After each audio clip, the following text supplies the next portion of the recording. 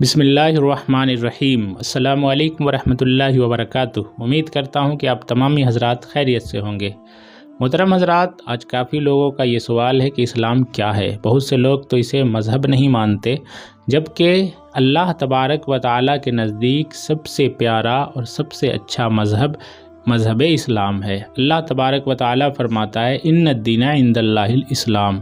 یہاں پہ دو جواب ملتے ہیں۔ پہلا تو یہ کہ اسلام ایک دین ہے، ایک مذہب ہے۔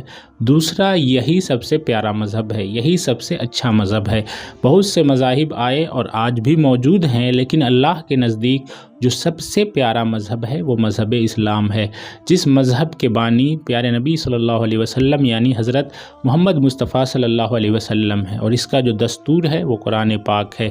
اسی کے ذریعے پورا اسلام کا نظام چلتا ہے، اور اس کے علاوہ حدیث پاک کے ذریعے۔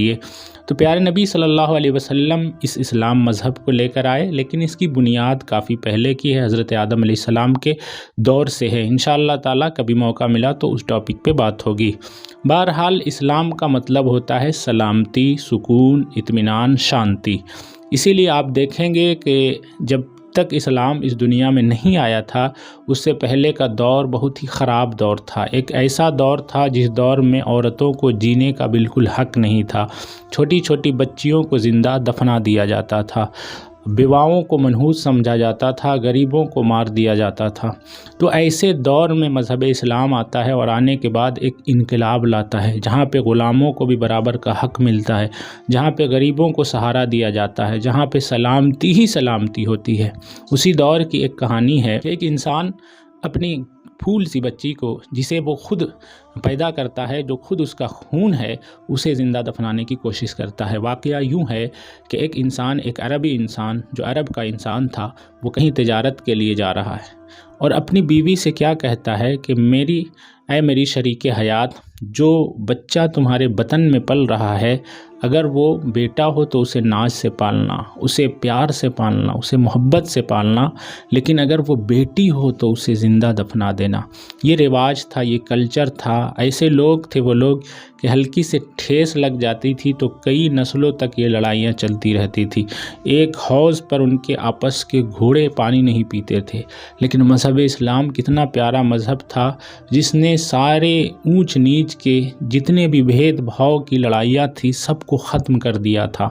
وہ انسان خود سگا باپ کیا کہتا ہے اپنی بیوی سے کہ اگر بیٹی پیدا ہو تو اسے زندہ دفنا دینا۔ بہرحال وہ چلا جاتا ہے، جب واپس پلٹ کر دیکھتا ہے تو اسی بیچ میں، اسی دوران کیا ہوتا ہے کہ اس کی بیوی کے گھر میں ایک بچے کی پیدائش ہوتی ہے، لیکن وہ بچہ بیٹا نہیں بیٹی ہوتی ہے۔ اب اس بیوی کو اپنے شوہر کی نصیحت یاد آتی ہے کہ شوہر نے تو کہا تھا کہ اسے مار دینا ہے، اب کرے تو کیا کرے۔ ماں کی ممتا تھی، اس نے اپنے ہاتھوں کو روک لیا۔ بہرحال وہ بچی آنگن میں کھیل رہی تھی، باپ آتا ہے، دیکھتا ہے، اس کا غصہ آسمان پہ چلا جاتا ہے۔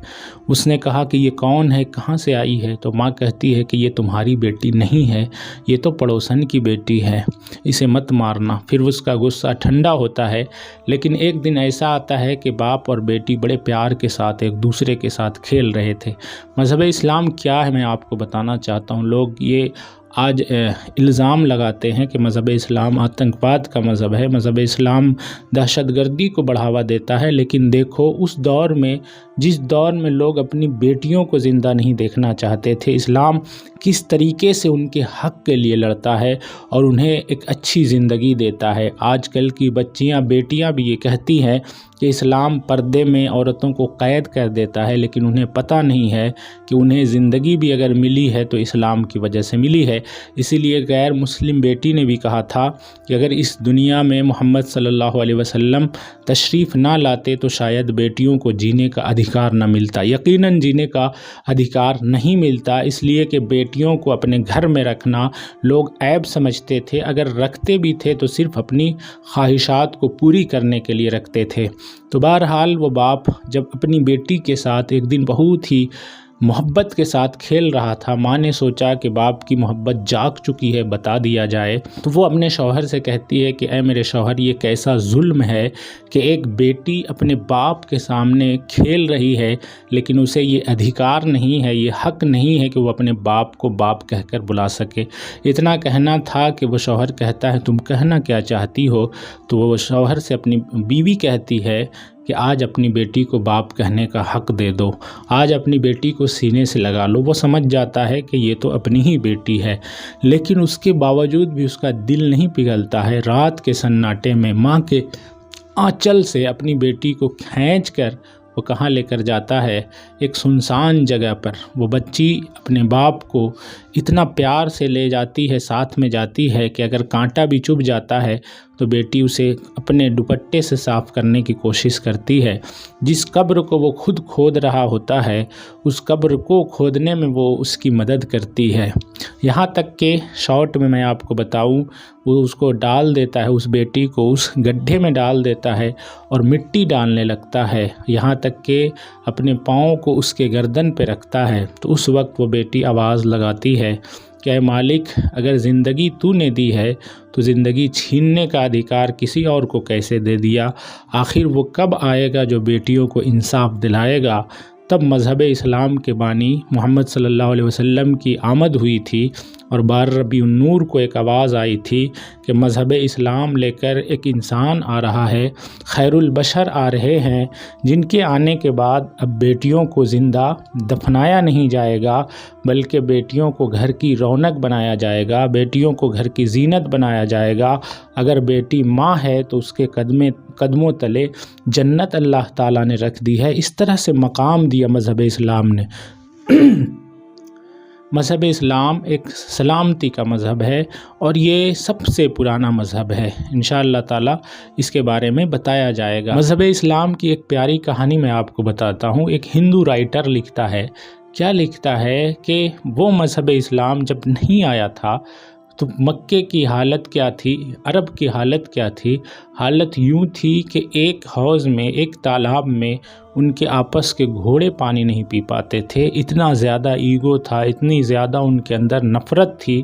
لیکن جب مذہب اسلام آیا، پیارے نبی نے اپنی محبت لوگوں کے دلوں میں ڈالی اور ان کو کلین کیا اور ایک اچھا انسان بنایا، تو پھر اس کے بعد کا منظر کیا تھا کہ وہی صحابہ کرام پیارے نبی صلی اللہ علیہ وسلم پر جان نچھاور کرنے کے بعد ایک جنگ کے میدان میں تڑپ رہے تھے۔ 6-7 صحابی تڑپ رہے ہیں۔ ایک انسان، ایک صحابی اٹھتا ہے، پانی لے کر جاتا ہے، پہلے سے کہتا ہے پانی پی لو، آپ کو پیاس لگی ہوگی، آپ خون سے لت پت ہو۔ وہ انسان جو اپنے گھوڑے کو پانی کے لیے کسی اور کے گھوڑے کو پانی نہیں دینا چاہتے تھے، آج خود اپنا پانی قربان کرتے ہیں، کہتے ہیں مجھے پانی کی ضرورت نہیں ہے، میرا دوسرا بھائی مجھ سے زیادہ زخمی ہے، اسے پانی دے دو۔ دوسرے کے پاس جاتے ہوئے کہتے ہیں کہ میں ابھی جوان ہوں، تیسرے ضعیف ہیں، انہیں پانی دے دو۔ چوتھے جو ہے خون سے تڑپ رہے ہیں، ان کے پاس جا کر پانی دے دو۔ پانچواں کہتا ہے کہ مجھے ضرورت نہیں ہے، مجھ سے زیادہ قریب ان کی شہادت ہے، چھٹے کو جا کر دے دو۔ چھٹے کہتے ہیں کہ اگر سب نے برداشت کیا ہے تو ساتویں کے پاس چلے جاؤ۔ اس طرح کی محبت کی داستان۔ ساتویں کے پاس جب وہ جاتے ہیں تو وہ کہتے ہیں جس طرح سب نے نبی کا کلمہ پڑھا ہے اسی طرح میں نے بھی نبی کا کلمہ پڑھا ہے، اگر سب نے قربانی دی ہے تو میں بھی پانی نہیں پیوں گا، جاؤ پہلے کو پلا کر لاؤ۔ وہ آتے ہیں پہلے کے پاس، جب ان کے پاس پہنچتے ہیں ان کی روح پرواز کر چکی تھی، دوسرے کے پاس گئے ان کی بھی روح پرواز کر چکی تھی۔ اس طرح سے سبھی کے پاس واپس جب جاتے ہیں سب شہادت کا جام پی چکے تھے۔ یہ وہی عرب تھا جس عرب میں جانوروں کو پانی پلانے کے لیے لوگ لڑ رہے تھے، لیکن اسی عرب کو محمد صلی اللہ علیہ وسلم نے ایسا چینج کیا تھا کہ خود پانی نہیں پی کر اپنی جان کی قربانی دے رہے تھے۔ تب ایک ہندو رائٹر لکھتا ہے کہ واقعی پیارے نبی صلی اللہ علیہ وسلم، مسلمانوں کے نبی، یہ کسی کے سر پہ نہیں بلکہ دلوں پر راز کیا کرتے تھے۔ تو مذہب اسلام ایک سچا مذہب ہے، ایک اچھا مذہب ہے، اور یہ صحیح چیزوں کی طرف لوگوں کو لانے کی کوشش کرتا ہے، اہدنا الصراط المستقیم کی تعلیم دیتا ہے۔ مذہب اسلام आतंकवाद का मज़हब नहीं है। मज़हब इस्लाम दहशत गर्द का मज़हब नहीं है, बल्कि मज़हब इस्लाम सलामती का मज़हब है। मज़हब इस्लाम शांति का मज़हब है और मज़हब इस्लाम अपने तमाम मानने वालों को यही कहता है कि असल मोमिन वही है, सबसे बेहतरीन मुसलमान वही है जिसके ज़बान से या हाथ से किसी को बेजा तकलीफ़ न पहुँचे। मज़हब इस्लाम उस मज़हब का नाम है जो मज़हब ये कहता है कि वज़ू के लिए भी तुम फजूल पानी खर्च नहीं कर सकते हो। तो वो मज़हब जो पानी खर्च करने पर पाबंदी लगाता है, वो खून बहाने की तालीम कहाँ से दे सकता है।